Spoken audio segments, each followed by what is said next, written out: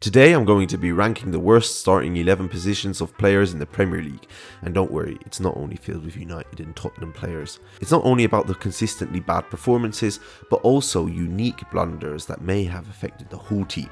So, let's start with the keeper.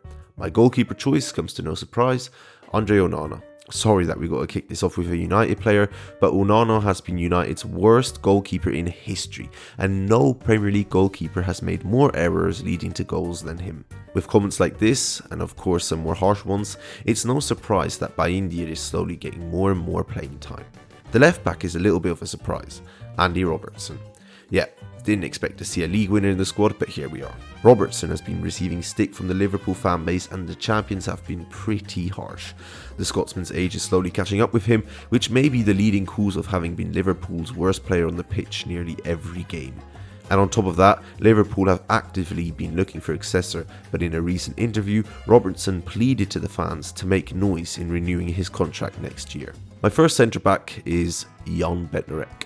Look, I had to put him here. I was left no choice after I saw that he conceded 57 goals in 29 appearances. I mean, Southampton have been absolutely atrocious this season, currently tied with Derby being the worst Premier League team of all time, but obviously there are other Saints players I could put in there, but after having checked all the stats, Bednarek turned up at the bottom. Even Troy Deeney believes he could still get past him, lol. The other centre-back I've picked is Ethan Pinnock. Yep, this guy has not been performing at all for Brentford this season, causing multiple errors that led to goals and having mid-stats. There is no other centre-back that I could think of that would fit here, but maybe the Brentford fans may have a different opinion. I mean, when I compare him to his stats last season, it's like looking at two different players. So, well, you comment what you think though, because I'd be interested to know. As a right back who only played 15 games before he was sent on loan, I have picked Kyle Walker. Obviously, Kyle Walker didn't leave City for no reason. Walker's legs just didn't work like they used to before, and now he's been swept off his feet by Rico Lewis. And so, in January, it was time to go, and Pep sent him off to Italy. But let's not forget that Walker, in his prime, was one of the best right backs in the Premier League history, who played a massive role in City's dominance and legacy over the past few years. Now, to the midfield. My left winger, Jack Grealish. To be fair, Jack was mainly only subbed on most of the time, but bro did not put any effort in improving himself. He scored and assisted once and definitely contributed to City's worst performance in years. I don't even know why he's still at the Etihad. I believe the 29... Oh, okay. Alright. Well, if you're earning that much money, maybe the comments of the fans and pundits don't affect you that much. Next up, Calvin Phillips. Very much getting the feeling of a one-hit wonder off of this guy. He was exceptional for Leeds a few seasons ago, but now he's at Ipswich and he doesn't really add much. Even though he plays as a defensive midfielder, he hasn't made a single assist in 19 appearances, and out of those games, he's only won 2 of the games he played in. Rumour also has it that Phillips is looking to return to the newly promoted Leeds side next season. Moving on, Oliver Skipp. Yeah, there's not really much to say here, except that this guy's just kind of walked around the pitch and didn't really add much, be it in attack or defence. All he did was collect 8 yellow cards and his stats are just atrocious.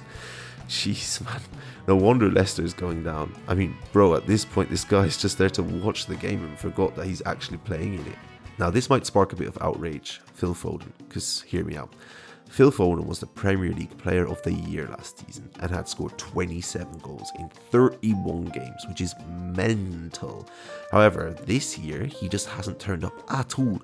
His stats kind of say it all, and you would have expected him to at least save an out-of-form team, but nah. Foden just missing chance after chance and has probably had one of the biggest fall-offs after winning such a prestigious award. And now, to the strikers.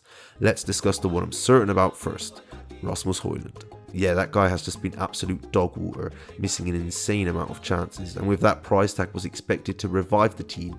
However, now in his second season, it's getting long for United, and it's probably a big reason why they are where they are right now, unless they're able to win the Europa League.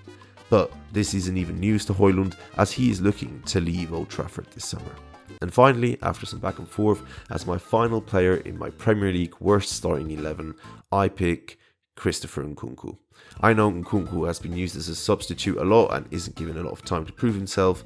He still had enough time to earn this award though. Mainly playing as a centre forward, Nkunku has been horrible in the Premier League this season and will need to pick up the slack if he wants more playing time. However, if he plays in the Prem like he does in the Conference League, the situation could change.